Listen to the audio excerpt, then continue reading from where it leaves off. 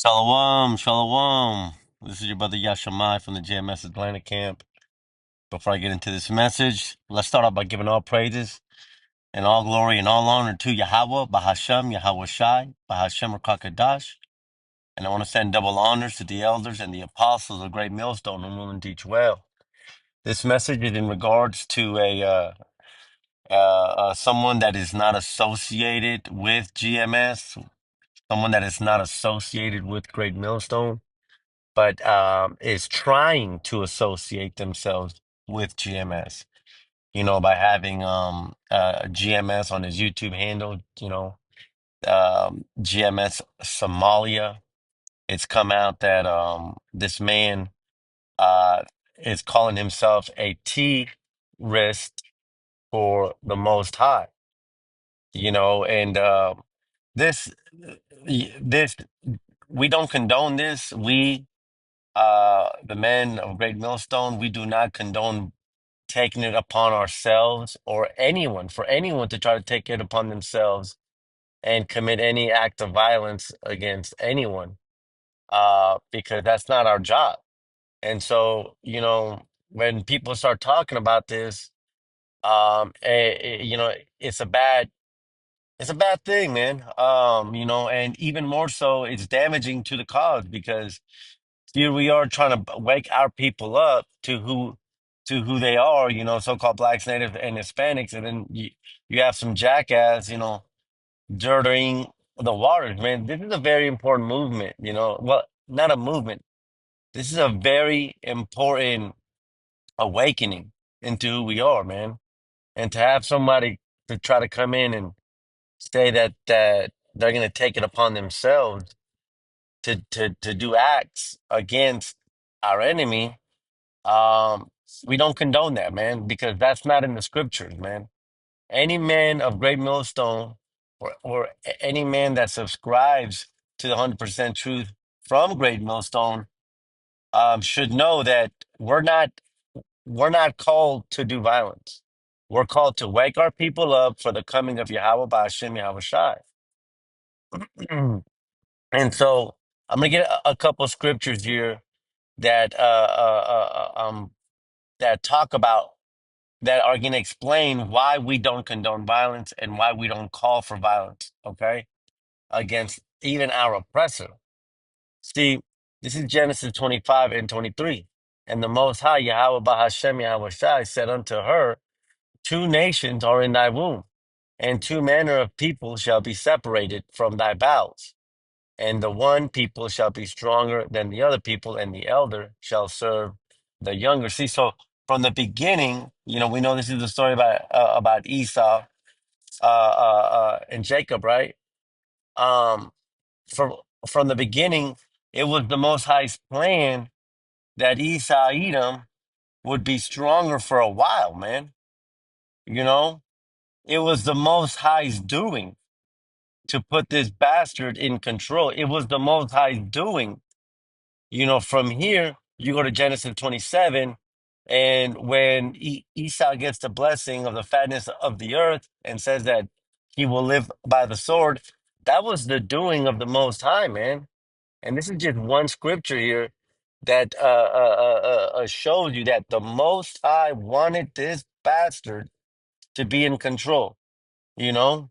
And and yet when we read Daniel 4 and 17, it's another scripture that tells us that the powers that be are are in control by the Most High. This is Daniel 4 and 17.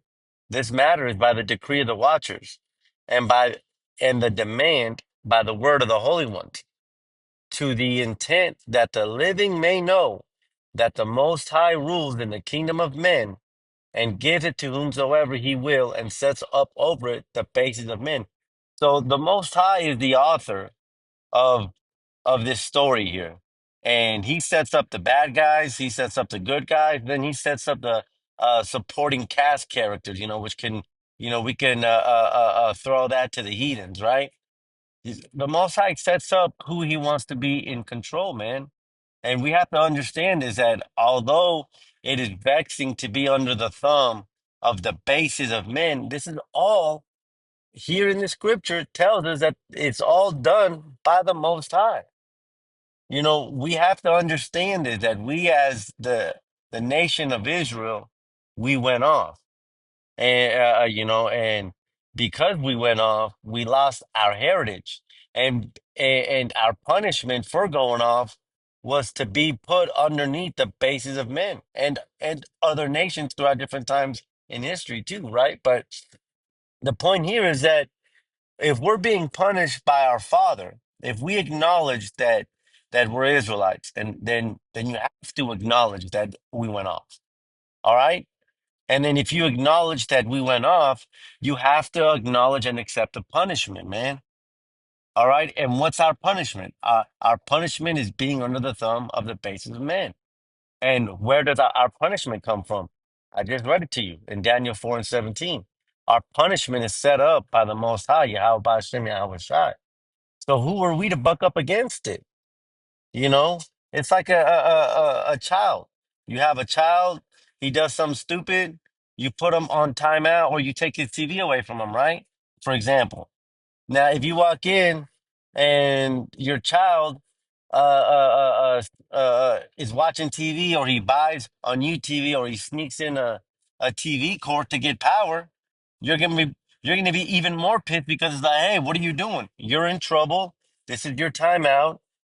It doesn't mean you go and get your own power cord.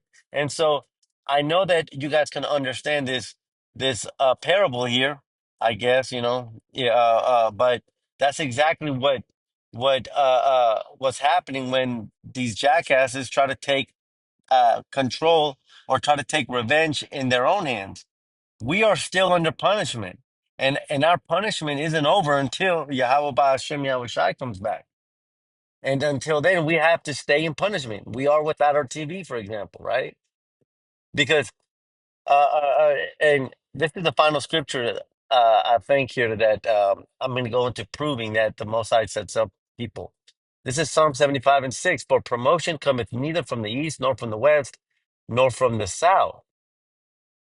Let's see if the internet works. But the Most High is a judge. He puts down one and sets up another, and that's exactly what happened. We were in a position of power, but because we went off, we got put down, and Esau Edom got set up for a small while, man. So it's not up to us to decide. Okay, now our punishment is over. Oh man, who art thou that judges, right? Now, understanding understanding that promotion and understanding that those in control are set up there by the Most High. Romans 13 tells us that we have to abide by this now. Okay, this is Romans 13, and we're gonna get 1 and 2. Let every soul be subject unto the higher powers. For there is no power but of the Most High. The powers that be are ordained by the Most High, Yahweh B'Shem Yahweh Shai. So, eh, Paul, and this is a New Testament too here, but Paul is solidifying all the scriptures that I just showed you in Genesis 25, the scriptures in Daniel 4, Psalm 75.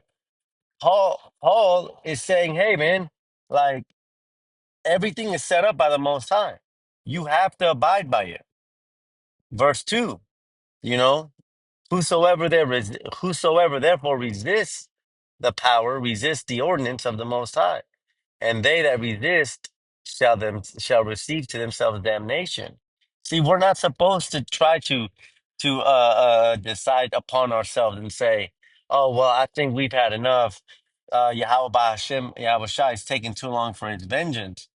It we're not supposed to try to exact the revenge on even on our oppressor, man, because Scripture says that you're going to receive damnation. Because see, just like the Most High, if we bring into mind the story of Pharaoh, what did the Most High say? He said, "For this purpose, I have raised up Pharaoh." So the Most High, even back then with Pharaoh, he raised him up to be strong so that the Most High can take it down. Right? The Most High got his glory by taking down Pharaoh. He led he led the Exodus. He parted the Red Sea. He took us out of captivity. To the Most High be the glory, man. Now, what if you know, uh, uh, uh, what if some jackass slave Israelite stabbed Pharaoh? Like the Most High wouldn't get the glory, right? And that's exactly what why you can receive damnation, because you're taking the glory away from Yahweh Ba'ashem Yahweh Shai. See, our salvation um isn't based upon ourselves acting upon it, right? We don't save ourselves. Just like we didn't save ourselves from Egypt, just like we didn't, just like Daniel didn't save himself from Nebuchadnezzar, right? We don't save ourselves, man. Salvation comes from the Most High. This is Romans 12 and 19. Dearly beloved, avenge not yourselves. This is very plain, man. But rather give place unto wrath. Place unto who? Give place for Yahweh Ba'ashem Yahweh Shai to exact vengeance, man, so that he can be glorified. Not you. It's not about you. It's not about your hardship. It's not about what they've done to you. It's about giving glory to Yahweh Ba'ashem Yahweh Shai. For it is written, vengeance is mine. I will repay, says the Most High. Right? And, if you know the scripture, which you should know the scripture, if you say that you're an Israelite, if the Most High says he's going to repay, the Most High is not a man that he should lie. Whatever, whatever he says, whatever he speaks to go forth, it shall not return unto him void, right? Like, how can you be an Israelite but not understand this stuff? See, I'm going to close with this, man. Our salvation isn't doesn't come from us exacting violence. Our salvation doesn't come from another human. We're not no, bring into account Deuteronomy 28. No man shall buy you. Who is our Redeemer? Yahweh Shai. No man shall buy you. You can't buy yourself. Russia's not gonna buy you. Syria is not gonna buy you. Our salvation comes from Yahweh Bahashem, Yahweh Shai. This is Psalms 12 and 1. And we're gonna close up with this, a song of degrees. I will lift up my eyes unto the hill, from whence cometh my help. That's right. Our help, my help cometh from Yahweh Bahashem, Yahweh Shai, which made heaven and earth. You cannot but say that you're an Israelite and not understand the scripture. And if you understand the scriptures, then, you know, you're not called to do violence, man. Literally, the scriptures just make it very plain for you, man. So look, I hope this lesson has been edifying, man. That guy, GMS Somalia, has nothing to do with GMS. We don't condone it. We don't call upon people to do stuff like this. Our salvation comes from Yahweh Ba'ashem Yahweh Shai, man. Nobody else. Shalom.